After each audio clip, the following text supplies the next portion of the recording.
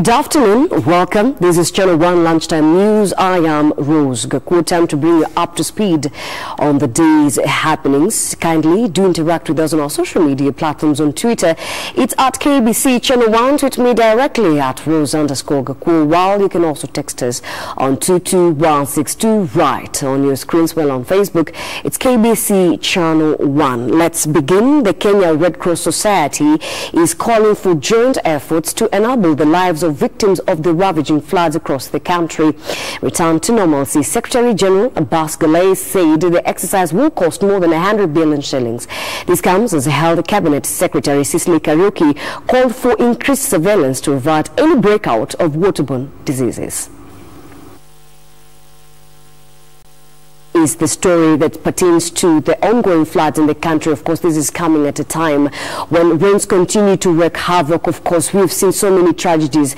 The one with the biggest magnitude, according to the reports we get, is the Solai Dam tragedy, where we also understand, or rather, we had the conference, or rather an interdenominational prayer that was held yesterday.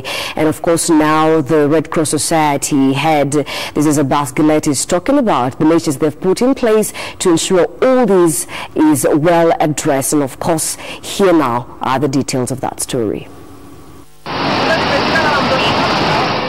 The ongoing raging floods witnessed in most parts of the country, resulting in death and destruction, has forced the Kenya Red Cross Society to call for additional funds in a bid to address the plight of the victims. In a tour of Kilifi, which is one of the most affected regions, the Society Secretary General Abbas Galay said the exercise could cost more than 100 billion shillings and that 1 billion shillings set aside by the government is a drop in the ocean considering the magnitude of the disaster. For those who lost their properties, will have to rebuild their properties. And I want to thank His Excellency the President and the patron of Kenya Red Cross for having made a pledge of 1 billion shillings to the Kenya Red Cross to help specifically in the recovery phase. His desire and his wish is that every Kenyan who lost their property should be assisted to rebuild their lives, and importantly, rebuilding their homes and their. And we will have to do thorough assessment both with the central government, the county government and the local leadership in the community to ensure that the right people who have lost everything are the first ones to be assisted. Speaking after launching an emergency treatment plant in Kilifi, Galay said the recovery process could take some time and there is need for emergency aid such as food, health, water and shelter, as the current floods have already affected more than 300,000 people. Over 32 counties have been affected by flood out of the 47 counties. But more importantly, now the challenge is, the initial emergency phase, but secondly, the long-term recovery rehabilitation. This is where I think the bulk of the funds and resources would be required, because many people have lost everything. In Narok County, residents of London Estate are pleading to National and Narok County government to assist them after their houses were destroyed by flood following a heavy downpour in the region. According to the residents, the problem was made worse after a road construction blocked waterways. Bereni hakukuwa na mashida ya maji, lakini hii barabara ilipoidwa ikawa ya kwamba drainage haijakuwa mzuri, na pia wakaweka mawe sana, wakakosa kulevel. So actually hapo ndipo shida imeanzia. Kwa hivyo mimi ningeomba ya kwamba county government iweze kusaidia kutengeneza hii barabara, watibe chini na diposa maji basi ikaweza kupata njia yake ya kuendea. It was the same script, different cast, as panic once again crippled flood-prone areas within Garissa County and neighboring Mororo in Tana River County, following yesterday's announcement by Energy CS Charles Keter that Masinga Dam, one of the largest dams in the country, may overflow anytime. A spot check in flood-prone areas close to the banks of River Tana showed that residents have started packing their belongings to heed to the government's advice. They include Bula Sheikh, Winsa, Bula Punda, Bula Iftin, Moror, Ziwadi and Bakuyu. This come even as Health Cabinet Secretary Cicely Kariuki called for vigilance to avert any breakout of waterborne diseases. Divided opinion continues to greet the signing of the Computer Misuse and Cybercrimes Bill 2018 by President Uhuru Kenyatta. Kiamba, legislator and chair of the Committee on Administration and National Security, Paul Koinange, says the new law will create decorum and safeguard the country's national security at a time criminal gangs have taken advantage of the digital platform to reign terror. President Uhuru Kenyatta Wednesday signed into law the cybercrime bill amid debate on its efficacy. The bill, that has been termed as draconian by a section of the media fraternity, targets offences related to computer systems that includes hacking of information and passwords, child pornography, cyber espionage and publishing false information, among others. By bringing this cyber bill to take place, I'm also trying to protect the children of this country. There is pornography. There are many things that is happening to our children. And there are many evil people who want to change our children. In the past, our children, we used to take care of our children in the way we want. But today we are not in control of our children. The signing of the bill further accelerating the debate with Kiamba legislator Paul Koinange, noting that the act does not serve to gag anyone, but will instead ensure decorum prevails during social media interactions. This cybercrime bill will really protect very many Kenyans. Even the government and even the telecommunication system will be protected by the cybercrime bill, because people will no longer communicate the way they want. There should be a way to do it. The chairman of the Committee on Administration and National Security saying that it will act to safeguard the country's national security at a time the platform has been used by terror gangs to instill fear while perpetuating evil acts. Cybercrime bill will deal with cyber terrorism. You know, many people don't understand. They think that terrorists just come and attack, but nowadays with the modern terrorists, they also deal in cyber. The law seeking to streamline use of social media platforms spelled out a number of penalties, among them a 5 million shillings fine or a 2-year jail term for anyone publishing false information. I know there are people who are worried when they think that it's going to, they're going to govern everybody, but I don't think that's the case. We try to make sure that things are done in a civil, in a very sober mind. The county government of the Arkaniti County has revoked all liquor manufacturing licenses issued by the county administration. The Arkaniti Governor Muthoni Njuki says the dramatic action was necessitated by an upsurge of fake liquor licenses purportedly instituted by the county government. Central Kenya and its environs has witnessed increased efforts in the fight against illicit brews since a presidential directive ordering regional authorities to rid the area of the vice, and with fears that the ban is slowly reinventing, Tharaka Nithi County government has suspended all brewers' licenses, urging them to reapply afresh. Governor Muthoni Njuki says this directive seeks to ensure appropriate measures are upheld when issuing the licenses. Kuanzia saa hii license ile itakapokuwa imepanwa kamati kikutana kuanzia Jumatatu. Kwa hivyo wale wote wanasema wako nayo, tafadhali wajue hiyo license hakuna. In Kiambu County, the Kenya Bureau of Standards and the Kenya National Chambers of Commerce and Industry has embarked on a sensitization program that will enable business owners identify counterfeit and standard goods. Speaking while addressing over 1,000 liquor traders from Lari, Limuru, Kikuyu and Kabete sub-counties in Kiambu County, KEB's Corporate Communication Manager Patricia Kimanthi said the aim of the forum was to educate and sensitize on any products which do not comply with the Kenya Bureau of Standards. Let's follow the law and also consider that we are protecting consumers and also protecting businesses. And as long as we are trading in quality products, we should encourage our businesses and consumers to recognize that.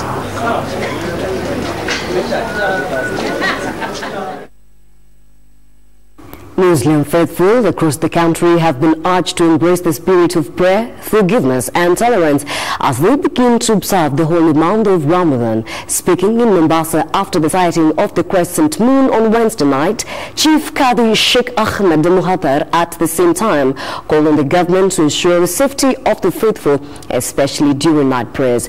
The 30-day period is marked during the ninth month of the Islamic calendar, where Muslims across the world focus on prayer, fasting, charity and religious devotion.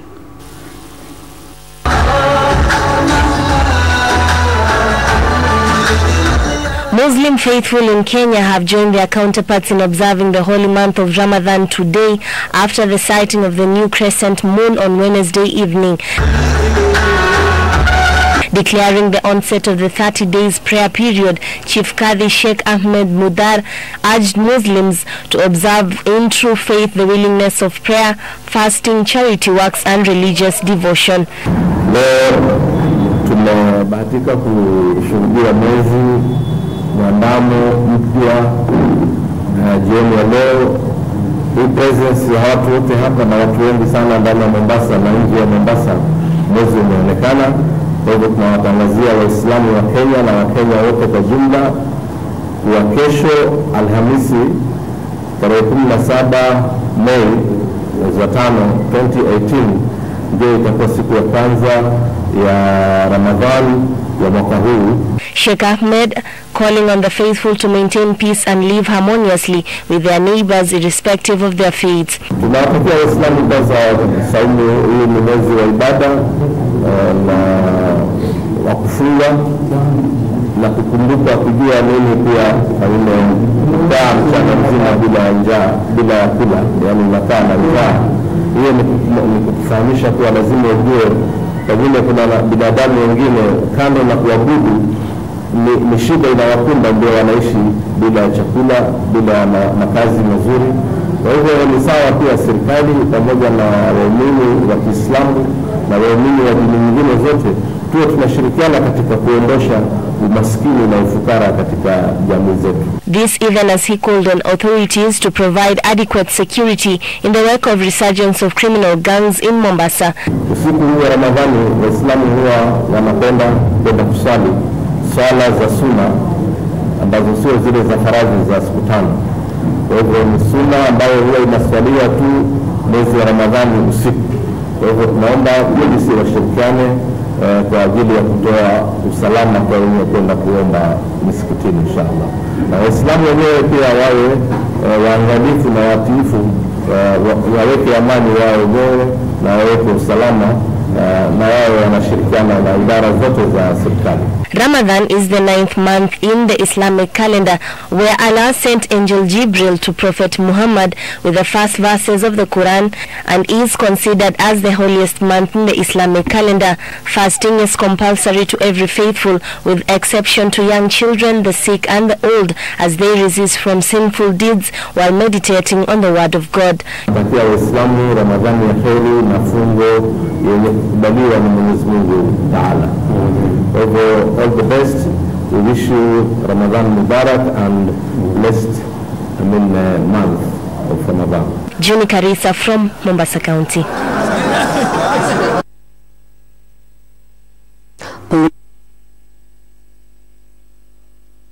With the consignment of bang as war on the illegal drugs intensifies. The two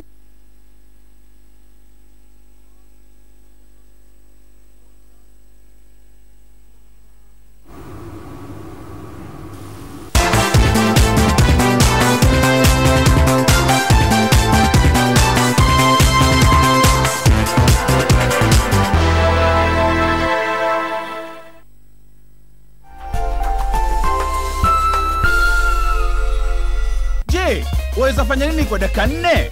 Na mega dola. Unaweza piga chef? Na mega dola. Kila kitu ni mega. Waweza pika ugali? Na mega dola. Pesa hapa ni mega. Na mega dola. Labda waweza fua nguo? Na mega dola. Ama unaweza tengeneza milioni 30. 4 minutes are enough to win big with Mega Dollar. Just go to Lipa na M-Pesa, select Pay Bill, Enter business number 29588. Enter account name KBC. Deposit 10 shillings or more. Enter your PIN and press OK. Then choose 10 numbers from 1 to 80 and send to 29588. And you can win up to 30 million shillings every 4 minutes. Deposit, play and win with Mega Dollar. The big game for big winners.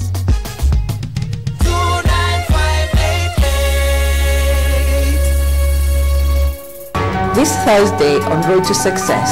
I get called WhatsApp messages all the time from fellow bakers. How much would you charge this cake for? And I'm like, I'll charge this. And they're like, oh, okay, I need to get there. And I'm like, you're already there. Charge your work, you know? So as a baker, if you give quality, your clients will definitely buy from you. Road to Success.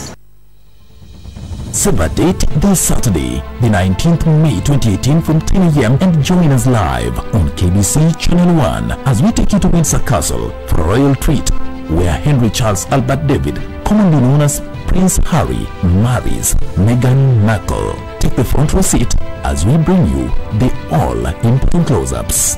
Be part of the millions in the world who will be watching the royal wedding. This week on Africa Leadership Dialogues, we talk matters markets, consumer, research, data and much more. Julie Gishuru speaks to Brian San, Managing Director, East and South Africa, Nielsen. What we do is for our clients is we help them to measure their performance in a market, and then we help them to improve upon that performance. And our theory is if we are helping clients to measure their performance and improve on their performance, we're helping markets. We're helping to improve efficiency in markets.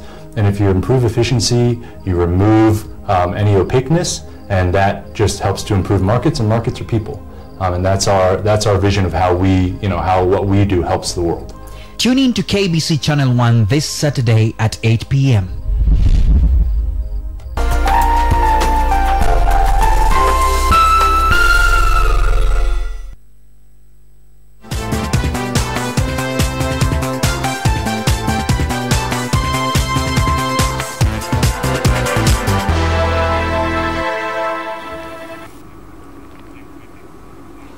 Welcome back. We apologize for that technical hitch. We revisit that story in Murang'a County, where police are holding 2 suspects in connection with the consignment of bang as the war on illegal drugs intensifies. The 2 are said to be part of a group of peddlers selling the illegal substance to school-going children.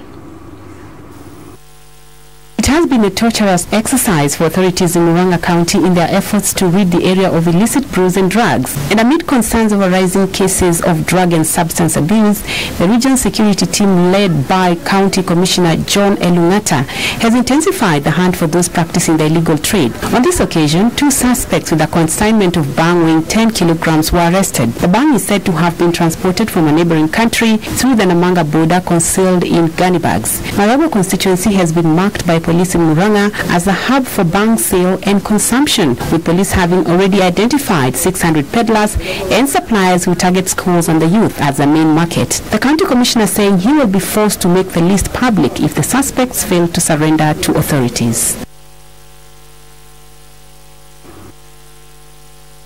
Controversial lawyer Miguna as the Nairobi deputy governor has been met with a lot of skepticism. Nairobi County Speaker Beatrice Elachi urging Miguna to first clear uncertainties surrounding his citizenship before the county assembly can vet his nomination. Hours after the controversial lawyer come politician Miguna postponed his much-hyped re-entry to Kenya Wednesday afternoon, Kenyans have woken up to another surprise after Nairobi Governor Mike Sonko allegedly picked him to be his deputy. In a letter that went viral last evening and confirmed by Miguna's lawyer Cliff Ambeta, Sonko nominated the comparative lawyer to the surprise of many. Miguna, who ran for the city's top seat in the last year's general election, is a fierce critic of Governor Sonko. Nairobi County Speaker Beatrice Elachi has confirmed that her office has since received the nomination letter that also bears Sonko's signature. speaking in a local FM radio station.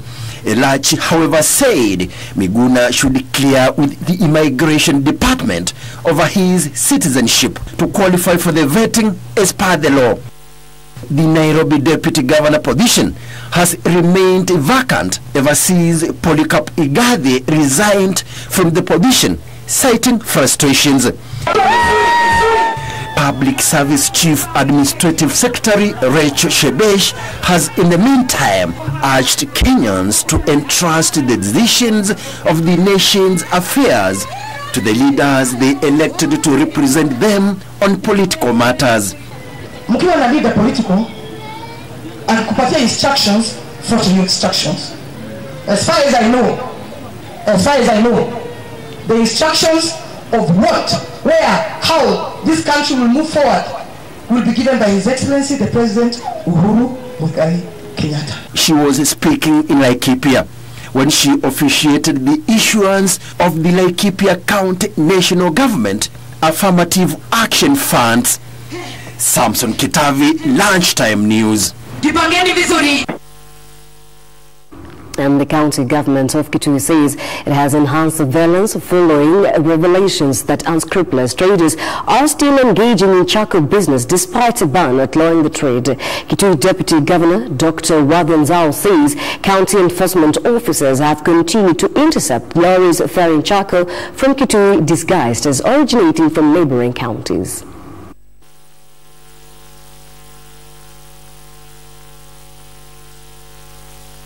We have been able, like today, to find 2 lorries within the forest, some loading, others which are also moving and transporting. At the moment, the personnel in the vehicle just spotting us, they were to take off. That's showing what they are doing is illegal.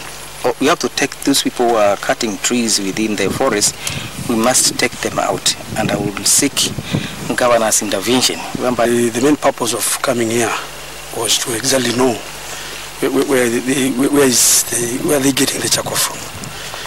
Fortunately, as we were coming here, lucky enough, we met on the road 2 lorries carrying charcoal.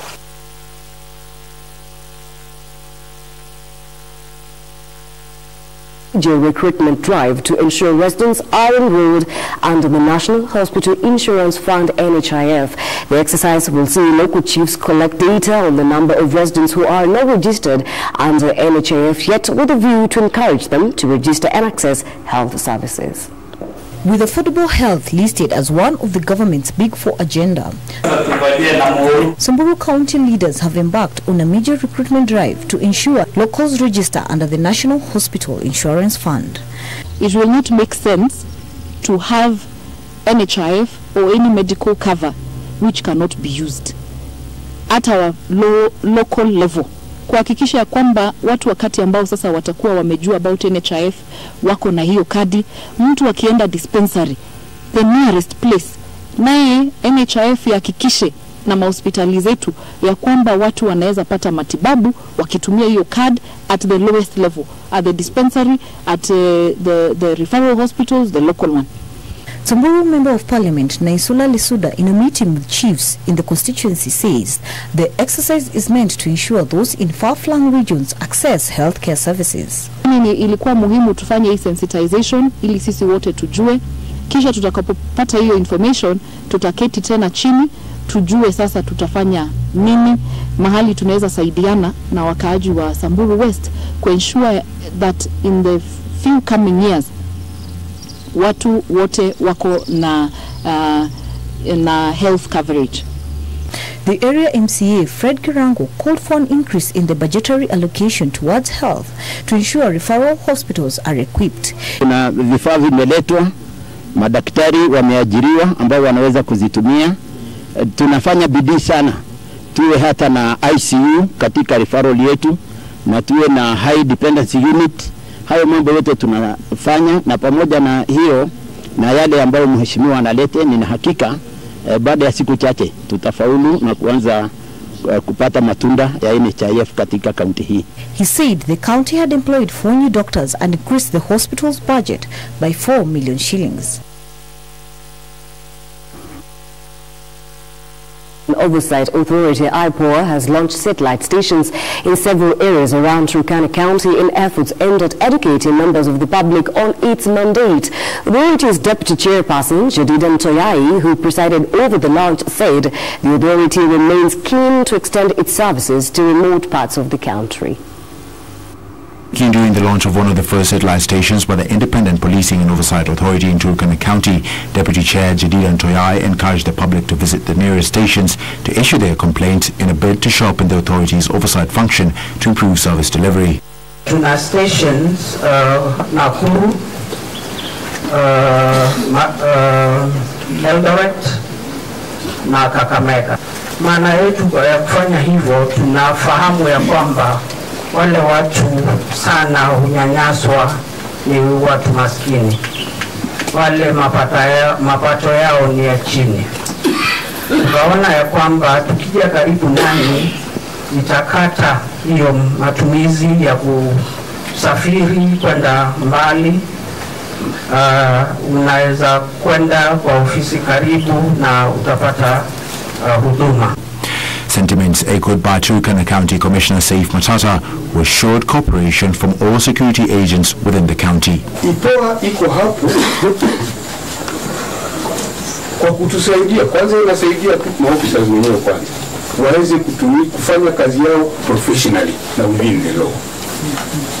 So kwa upande mmoja ni chombo cha kutusaidia kuimprove professionalism na accountability katika utendaji kazi wa askari wetu. Na kwa upande mwingine pia inasaidia wananchi yule ambaye amedhulumiwa kwa njia yoyote katika haki zake, na police officer anaweza kutoa malalamisho yake yachunguzwe na hatua iwezekanavyo ichukuliwe. Area County Commander Ronald Opili, however, challenged the authority to encompass the police in their sensitization outreach to dispel the negative perception growing amongst the disciplined ranks on the Commission's mandate. Work on a sensitization schedule across all the 7 sub-counties to sensitize the officers.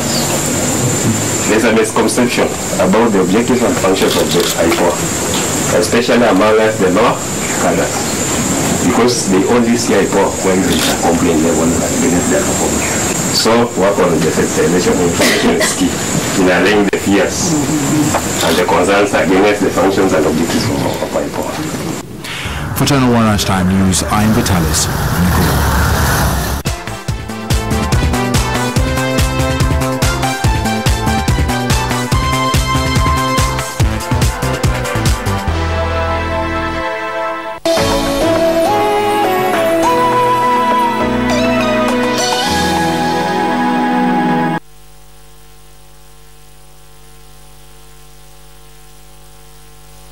Republic of Congo has spread from the countryside into the city, prompting fears that the disease will be increasingly difficult to control.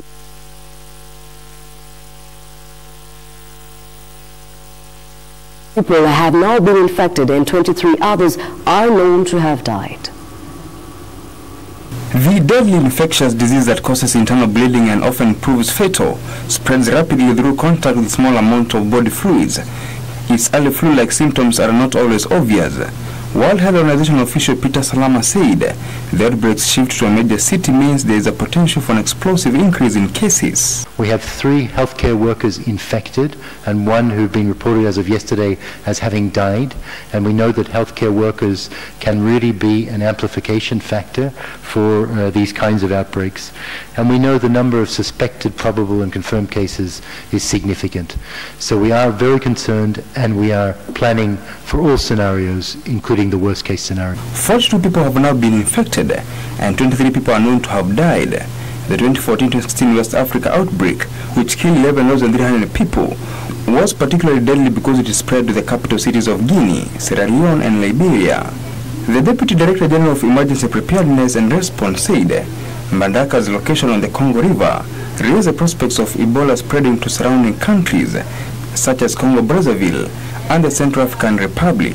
Mbandaka is a major transportation hub with routes to the capital Kinshasa. The organization said that health workers had identified 430 people who may have come into contact with the disease and were working to trace more than 4,000 contacts of Ebola patients who have spread across northwest Congo. More than 4,000 doses of an experimental vaccine from an unlicensed pharmaceutical firm that have proved to be effective in limited trials during the Ebola outbreak in West Africa have been sent by the World Health Organization to their country, with another batch expected soon.